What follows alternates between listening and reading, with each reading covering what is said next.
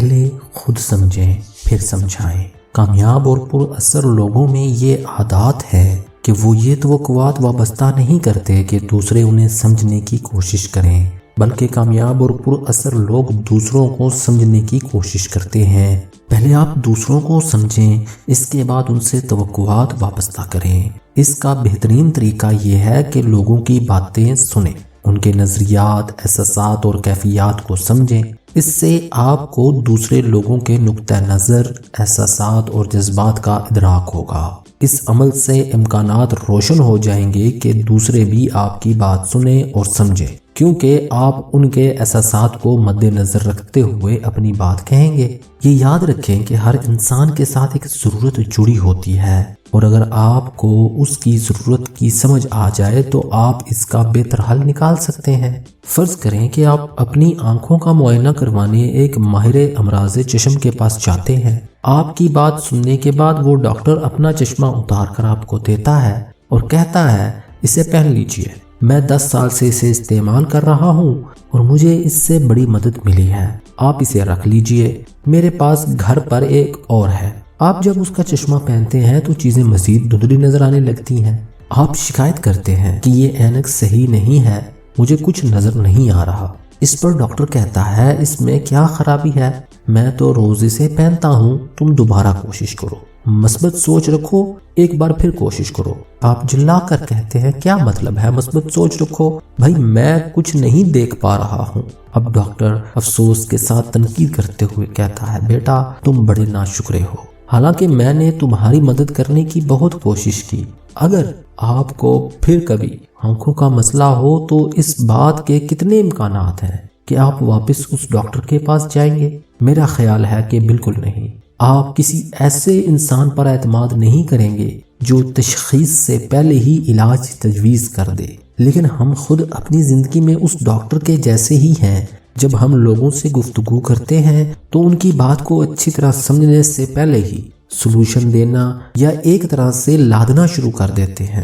ہمیں گفتگو پر جھپٹ پڑنے یا انہیں نصیحت سے درست کرنے کی بڑی جلدی ہوتی ہے، لیکن مسئلے کی گہرائی کو سمجھنے اور اصل وجہ تشخیص کرنے کی کوشش نہیں کرتے۔ ہم یہ بہت آسانی سے بولتے ہیں کہ کوئی ہمارے جذبات نہیں سمجھتا، مگر خود کبھی بھی سامنے والے کے جذبات نہیں سمجھتے۔ ہم یہی سوچتے ہیں کہ سامنے والے نے کیا کہا ہے اور کس طرح کہا ہے، جبکہ اہم سوال یہ ہونا چاہیے کہ اس نے ایسا کیوں کہا ہے، اور یہ بولتے ہوئے اس کے جذبات اور مقصد کیا ہے۔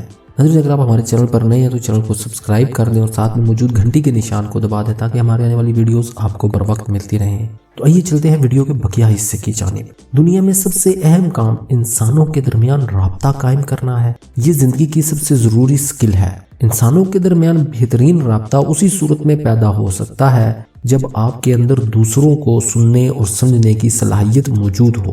پہلے دوسروں کو سمجھنے کی کوشش کرو، پھر اپنی بات انہیں سمجھاؤ۔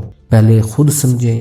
زیادہ تر لوگ محض اس منشا کے ساتھ دوسروں کی بات سنتے ہیں کہ انہیں بس رپلائی کرنا ہے، سمجھنا نہیں ہے۔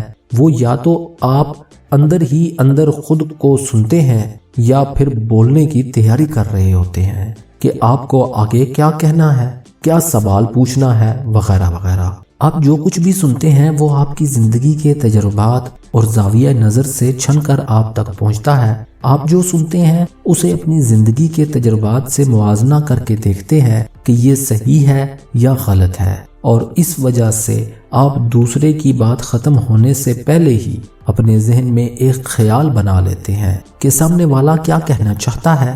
آپ دوسروں کی زندگیوں کو اپنے تجربات اور آپ بیتیوں پر پرکھ رہے ہوتے ہیں۔ ارے مجھے معلوم ہے کہ تم کیسا محسوس کر رہے ہو، مجھے بھی ایسا ہی لگا تھا۔ آپ اپنی زندگی کی فلم کو دوسروں کے رویوں سے دیکھنے کی کوشش کرتے ہیں اور دوسروں کی آنکھوں کے لیے اپنی اینک تجویز کرتے ہیں۔ بہت سارے معاملات میں ہم ایسا ہی کرتے ہیں۔ ہماری سوچ خود ہماری آپ بیتی سے بھری رہتی ہے اور ہم چاہتے ہیں کہ دوسرے بھی اسے سمجھیں۔ ہم عام طور پر اسے 4 طریقوں سے سنتے ہیں۔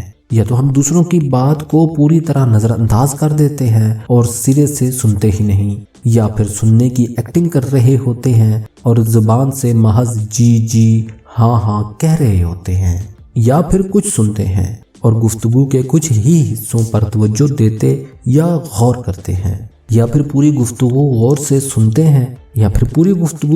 सुनते हैं और एक एक लफ्ज पर अपनी तवज्जो रखते हैं। पहले दूसरों को समझना और फिर समझाना ऐसे ही है कि पहले तशखीस करना और फिर नुस्खा तजवीज़ करना। ये मुश्किल तो है, लेकिन एक दुरुस्त असूल ज़िंदगी है। ये सच्चे और खरे पेशावर लोगों का खासा और निशानी है। ये ऐनक साज के लिए और डॉक्टर के लिए इंतहाई अहम असूल है। आप किसी डॉक्टर के नुस्खे पर उस वक्त तक एतमाद नहीं करेंगे जब तक आपको उसकी तशखीस पर एतमाद नहीं होगा। जिस तरह हमारी सोच खुद हमारी आपबीती से भरी रहती है और हम अपनी जिंदगी के तजुर्बात के हिसाब से ही दूसरों को सुनते हैं, इसी तरह रद्द अमल और जवाब भी हम 4 तरीके से ही देते हैं। पहले से जज कर लेते हैं, इसके बाद इत्तेफाक या इख्तिलाफ का इजहार करते हैं, अपने हिसाब से सवाल करने के लिए छानबीन करते हैं, मुकम्मल बात सुनने से पहले नसीहत करना, मशवरा देना और हल तजवीज़ करना